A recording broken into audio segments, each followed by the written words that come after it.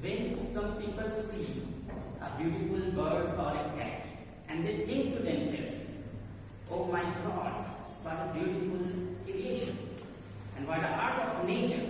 This is nature's masterpiece and I want to know more about it. And this way lies the life science called biology.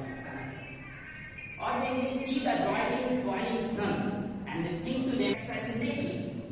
I want to understand it better. And this is physics. Or when they see an aeroplane, they build it, they optimize its flight performance, or they build other machines and explore all the universe. This is engineering. But there is another group of people who, rather than try to pick up particular examples, they study on ideas and truth. They are mathematicians. And now, if we observe the nature carefully, then we will find that a pattern is present everywhere. But the nature seems to have some particular thing with the number 6. Insect eyes, beehives, rocks, marine skeletons, they all are hexagonals. Is it just a mathematical coincidence? Or could there be some mathematical pattern beneath? Why nature arrives at this geometry? The answer of all such questions lies in the fact that mathematics is truly a universal language and also the only possible language in which the nature could be designed. Similarly, when we see the petals of most of the flowers, the seeds in sunflower or the leaves of cacti, then we will find that they all are arranged in both left and right-handed spirals in the Fibonacci sequence. Now, the question arises, what a Fibonacci sequence is and why is it seemingly everywhere in the nature? Then, this fascinating series of numbers is widely associated with the mathematician Leonardo Pisano da Fibonacci. He hailed from the Republic of Pisa and was one of the most talented mathematicians of the Middle Age.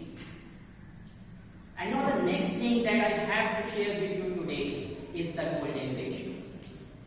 If you write down the Fibonacci numbers on a piece of paper and try to find out the golden ratio using the formula A plus B to A to the ratio of A to B, then you will find that the Fibonacci sequence also contains the golden ratio and its value is very close to 1.618. And you can find this golden ratio in so many things in the nature, like the seashells, ocean waves, hurricanes, spider waves, birds of most of the flowers, and also the world's famous painting of Mona Lisa.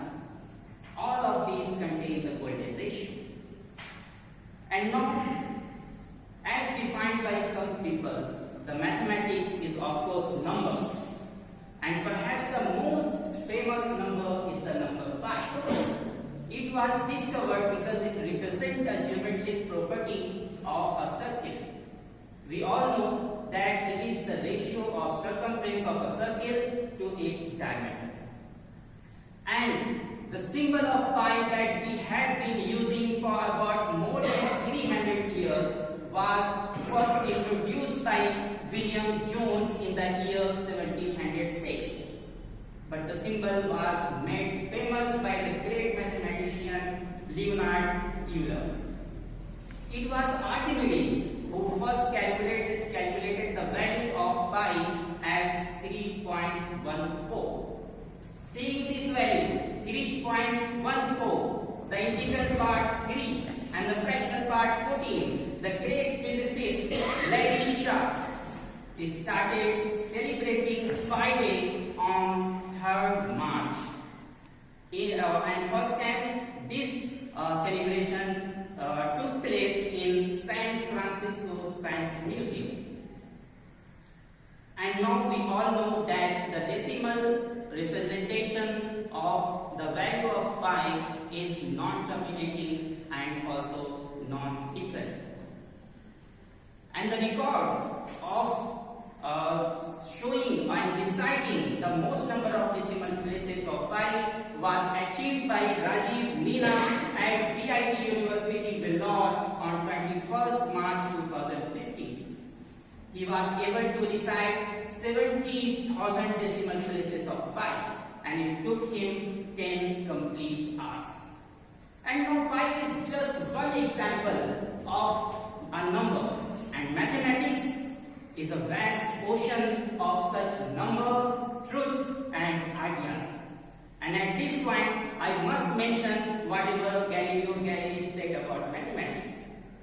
If I were again beginning my studies, I would follow the advice of Plato and start with mathematics. And thank you very much for showing such a patience.